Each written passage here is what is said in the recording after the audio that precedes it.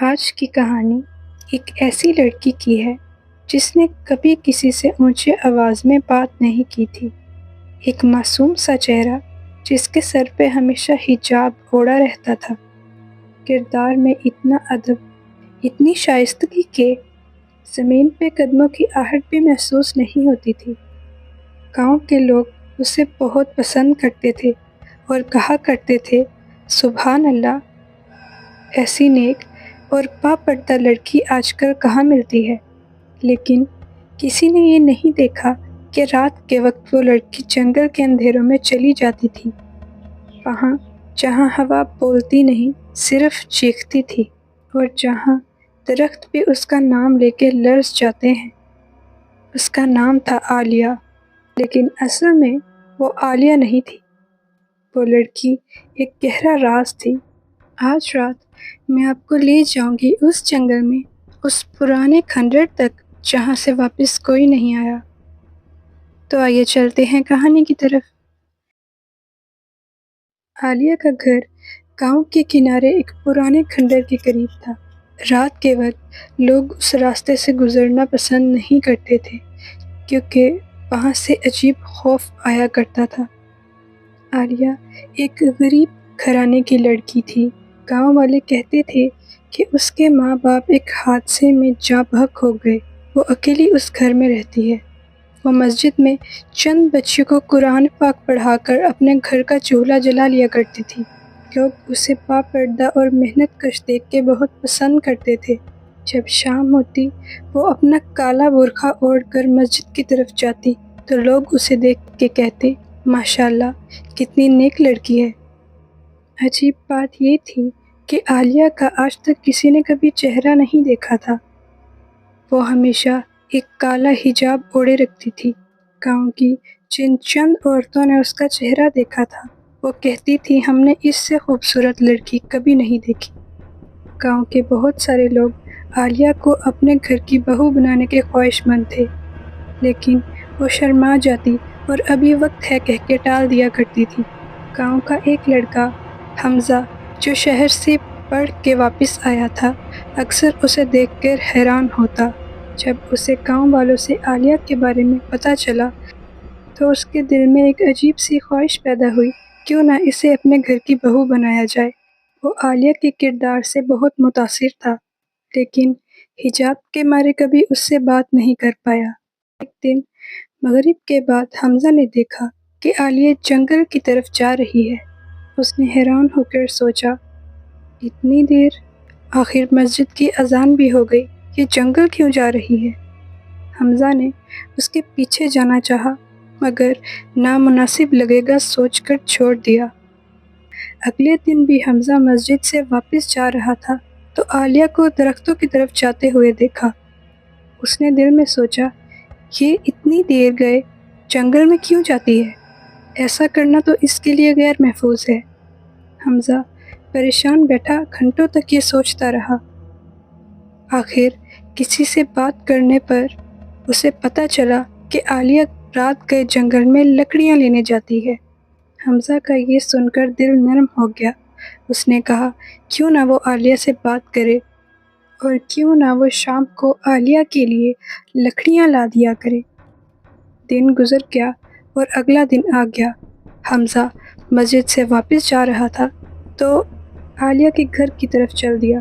عالیہ ہمیشہ کی طرح جنگل کی طرف جا رہی تھی۔ حمزہ اس سے بات کرنے کی غرض سے اس کے پیچھے چل دیا۔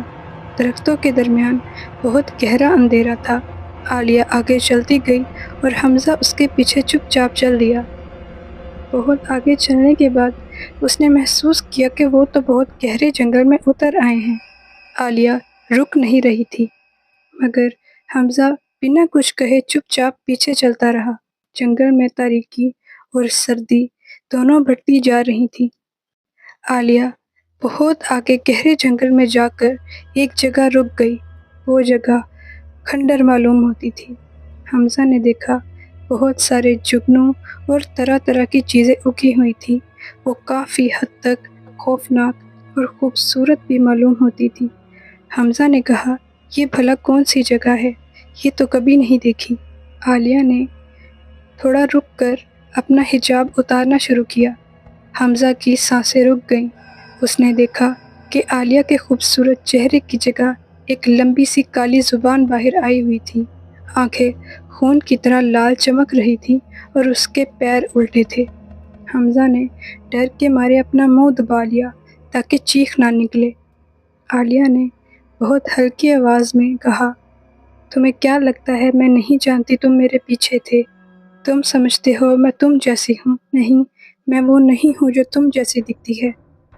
میں وہ ہوں جو رات کے سائے میں جیتی ہے۔ حمزہ کا یہ سن کر دل تیز تیز دھڑکنے لگا، لیکن اس نے چپ رہنا بہتر سمجھا۔ اچانک عالیہ نے اپنا حجاب پھر سے اوڑھ لیا اور ایک پل میں وہ واپس وہی معصوم عالیہ بن گئی۔ یہ دیکھ کر حمزہ بے ہوش ہو کے گر گیا، اور اگلی صبح جب آنکھ کھلی اپنے گھر کے کمرے میں سو رہا تھا۔ اس نے سوچا کہ کیسے ہو سکتا ہے یہ سب کچھ۔ اس نے سوچا کہ یہ سب جو اس نے دیکھا ایک خواب تھا۔ اگلی صبح گاؤں کے سب لوگوں نے عالیہ کو مسجد میں دیکھ کے سلام کیا۔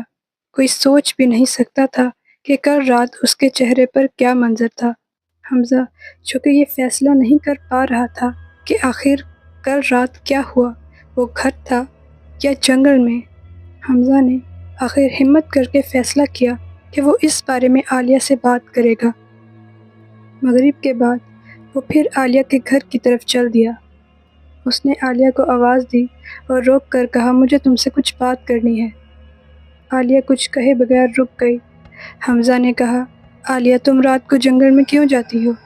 عالیہ نے اپنے معصوم چہرے کے ساتھ بنا آنکھیں اٹھائے جواب دیا، جو دیکھتا ہے حمزہ وہ زندہ نہیں رہتا۔ حمزہ کا سن کے رنگ اڑ گیا۔ اب اسے معلوم ہو گیا کہ وہ رات وہ جنگل میں ہی تھا اور کچھ نہ کچھ گڑبڑ ضرور ہے۔ اگلی کئی راتیں اس نے عالیہ کی خوفناک شکل اپنے خواب میں دیکھی۔ گاؤں میں اچانک لوگوں کی گمشدگی شروع ہو گئی۔ کبھی ایک بچہ غائب ہوتا تو کبھی دوسرا۔ ہر تیسری رات کوئی نہ کوئی لاپتہ ہو جاتا، اور عجیب بات یہ تھی کہ جس گھر کا بندہ غائب ہوتا اس کی دیوار پر خون سے لکھا جاتا، آپ کا شکریہ۔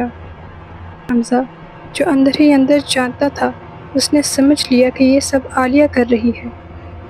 گاؤں والوں سے پوچھنے پر پتہ چلا کہ ہر سال ایک مہینہ ایسا آتا ہے جب ان کے گاؤں سے بچے غائب ہوتے ہیں اور ان کا کچھ پتہ نہیں چلتا کہ وہ کہاں گئے۔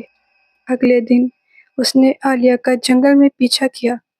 بالکل اسی جگہ عالیہ رک گئی اور اپنا حجاب اتارا۔ وہی لمبی زبان، وہی الٹے پاؤں، ایک جگہ سے وہ لاش کھینچ کر جنگل کے گہرے سرے تک لے جا رہی تھی۔ حمزہ کا دل ٹھنڈا پڑ گیا۔ اس نے خود کو مضبوط کیا اور کہا، آج نہیں تو کبھی نہیں۔ وہ آگے بڑھا اور چیخ کر بولا، عالیہ یہ سب چھوڑ دو، تم انسانوں کے بیچ نہیں رہ سکتی۔ عالیہ نے دھیرے سے پلٹ کر اس کی طرف دیکھا۔ اس کی لال آنکھوں میں آنسو چمک رہے تھے۔ اس نے دھیمی آواز میں کہا، حمزہ تمہیں کیا لگتا ہے میں یہ سب چاہتی ہوں؟ میں تو خود پھنسی ہوئی ہوں اور یہی میری اصلیت ہے، اور جو میری سچائی جانتا ہے وہ زندہ نہیں رہتا۔ اس نے واپس اپنا حجاب اوڑھ لیا اور حمزہ کی طرف بڑھنے لگی۔ حمزہ پیچھے ہٹنے لگا، لیکن اس کی ٹانگیں کمزور پڑ گئیں۔ اس نے حمزہ کے سامنے کھڑے ہو کر کہا، میں تمہیں مارنا نہیں چاہتی حمزہ، یہاں سے بھاگ جاؤ۔ حمزہ نے دیکھا کہ عالیہ کی آنکھوں سے آنسو گر رہے ہیں۔ حمزہ کا دل بھر آیا۔ اس نے کہا، لیکن تمہاری روح ابھی بھی انسان کی ہے، تم انہیں مار نہیں سکتی، تم انہیں چھوڑ دو اور یہاں سے دور چلی جاؤ۔ حمزہ نے کہا، میں تمہارے لیے دعا کروں گا۔ عالیہ یہ سن کر 2 قدم پیچھے ہٹی اور جیسے آنکھوں سے اوجھل ہی ہو گئی۔ حمزہ نے ادھر ادھر دیکھا۔ جنگل سنسان تھا اور وہاں زمین پر پڑی ایک باڈی کے علاوہ اور کچھ نہیں تھا۔ حمزہ نے بھاگ کر اس بچی کو جگایا جو غائب ہو گئی تھی۔ وہ ٹھیک تھی۔ حمزہ اسے لے کر جنگل سے باہر نکلنے لگا، اور اس طرح یہ بات آئی گئی ہو گئی۔ حمزہ آج بھی مسجد میں بیٹھ کر یہ کہانی سوچتا ہے۔ اس دن کے بعد گاؤں والوں نے کبھی عالیہ کو نہیں دیکھا۔ ان کو لگا کہ گاؤں کے بچوں کے ساتھ عالیہ بھی غائب ہو گئی ہے۔ حمزہ کہنے لگا، آپ لوگ عالیہ کے لیے دعا کیجیے، کیونکہ وہ ہماری سوچ سے بھی زیادہ اکیلی ہے۔ بچے جنگل سے انہیں واپس مل گئے، مگر سالوں گزر گئے اور عالیہ واپس نہیں آئی۔ تو بتائیے آپ کو یہ کہانی کیسی لگی؟ میرے چینل کو سبسکرائب کرنا مت بھولیے گا۔ ملتے ہیں نیکسٹ ویڈیو میں، تب تک کے لیے بی کیئرفل، بائے۔